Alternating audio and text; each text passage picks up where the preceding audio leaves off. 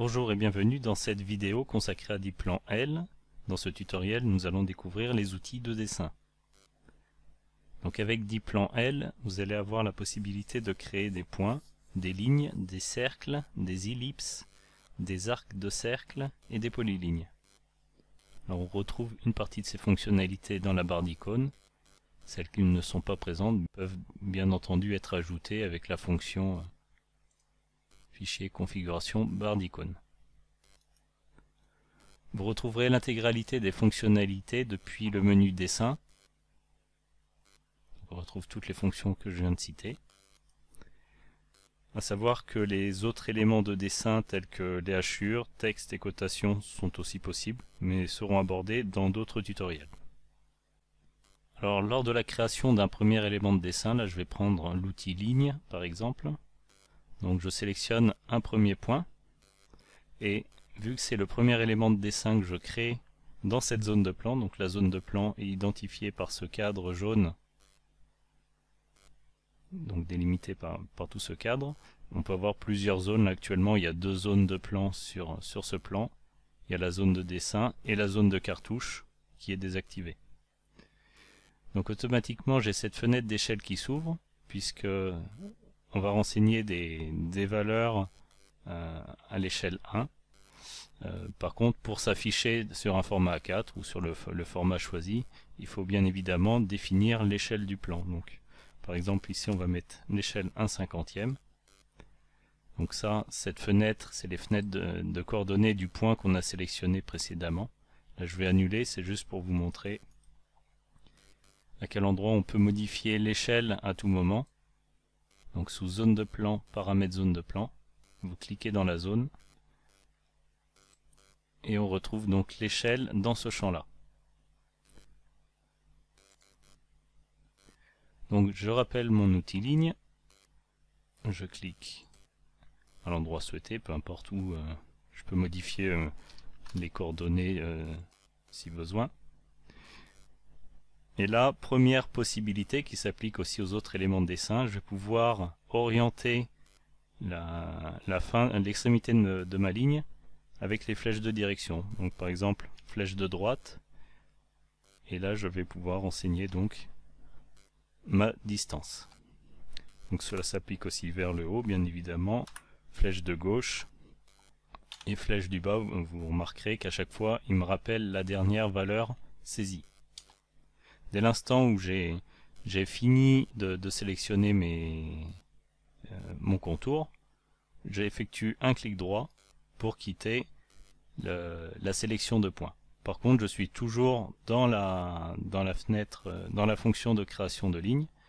Vous pouvez le voir d'ailleurs en bas à gauche, puisqu'il me demande sélectionner le point de début de la ligne. Donc ça, dans cette zone-là, c'est très important. Si vous ne savez pas comment fonctionne la fonction que vous avez appelée, vous aurez toujours des indications indiquées à cet endroit. Donc là, on va voir une deuxième possibilité de création. Donc je vais sélectionner un autre point. Je vais me décaler d'un mètre, voilà, donc avec la flèche de direction. Et là, j'ai utilisé les touches du pavé numérique. Donc les touches du pavé numérique, vous pouvez utiliser n'importe quelle touche de 0 à 9. Si vous appuyez sur la touche 9 par exemple, vous avez cette fenêtre qui s'ouvre. Alors il n'y a que 5 choix dans le menu actuellement. Donc si vous appuyez sur la touche 1, ça va vous ouvrir automatiquement le choix 1. Et si vous appuyez sur la touche 5, automatiquement ça sera le choix 5 qui sera choisi. Donc on va rester sur ce choix, sur le choix 5.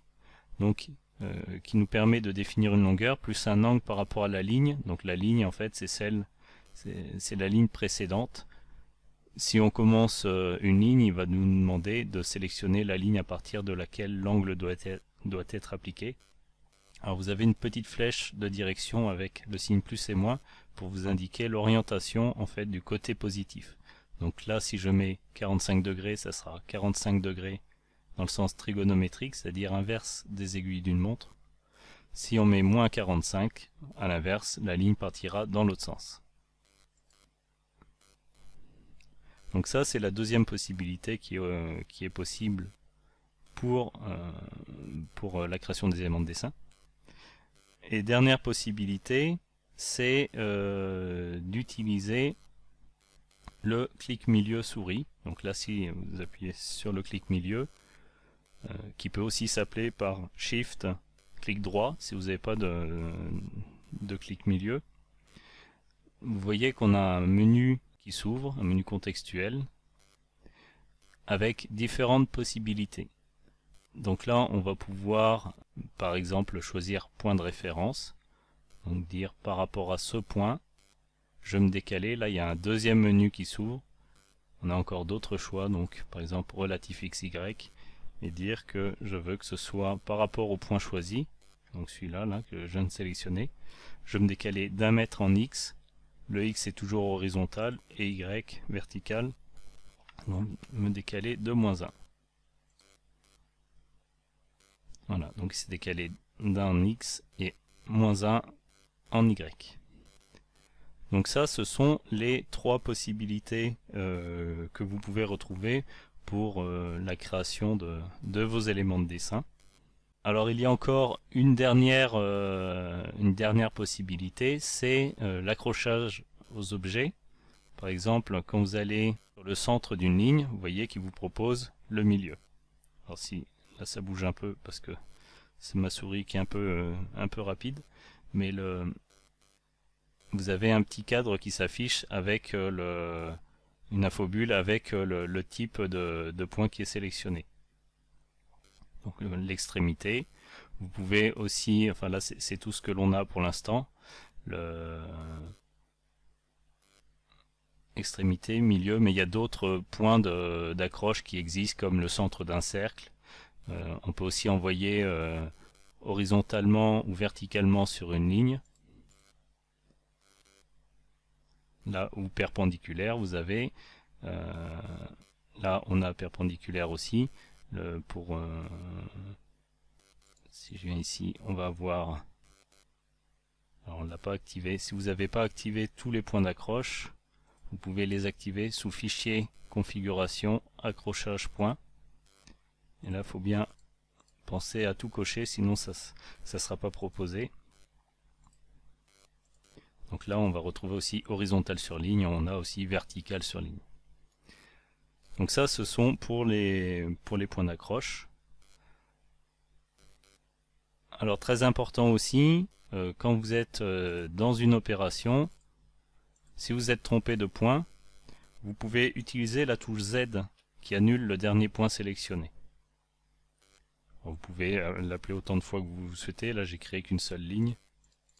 Si j'en crée plusieurs, on peut revenir au début. Autre possibilité, c'est le raccourci clavier CTRL Z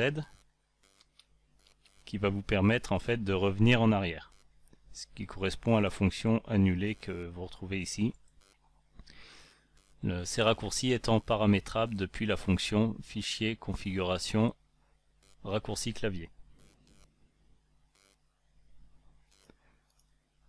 Donc à partir de là, vous savez les principes de base pour créer vos éléments. Nous verrons dans un autre tutoriel comment modifier ces éléments, par exemple pour les copier, pour les déplacer, ou pour faire la symétrie, etc. Je vous remercie d'avoir visionné ce tutoriel et à bientôt pour découvrir d'autres fonctionnalités.